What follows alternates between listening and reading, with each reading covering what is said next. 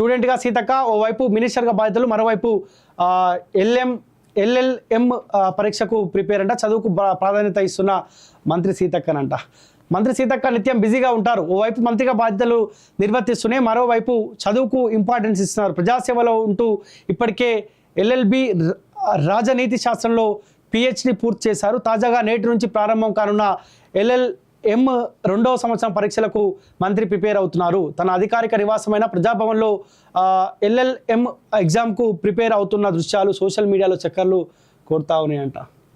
So Seethakka మంత్రిగా ఉన్నప్పటికీ కూడా చదువు మీద ఇంకా ఫోకస్ చేస్తూ ఉన్నది. అటు ప్రజల ఇబ్బందులపైన, ప్రజల సమస్యల పట్ల ఫోకస్ చేస్తూనే ఒక మంత్రి హోదాలో వండుకుంటూ కూడా చదువుపైన ఇంకా ఫోకస్ చేస్తూ ఉన్నది. కానీ సీతక్క లాంటి వాళ్ళు అరుదుగా ఉంటారు.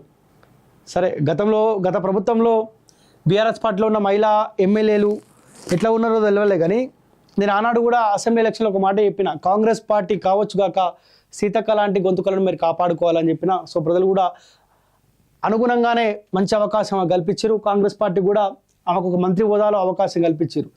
సో ఏదేమైనప్పటికీ కాంగ్రెస్ పార్టీ మంత్రిగా చూడకుంటే ప్రజల మంత్రిగా చూడాలేమని.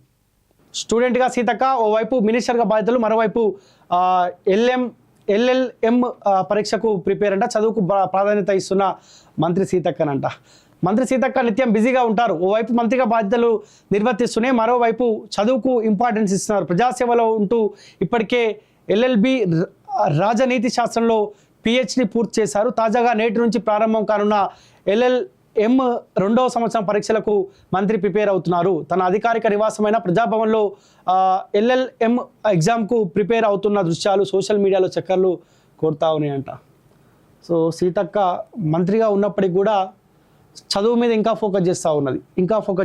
అటు ప్రజల ఇబ్బందులపైన, ప్రజల సమస్యల పట్ల ఫోకస్ చేస్తూనే ఒక మంత్రి హోదాలో వండుకుంటూ కూడా చదువుపైన ఇంకా ఫోకస్ చేస్తూ ఉన్నది. కానీ సీతక్క లాంటి వాళ్ళు అరుదుగా ఉంటారు.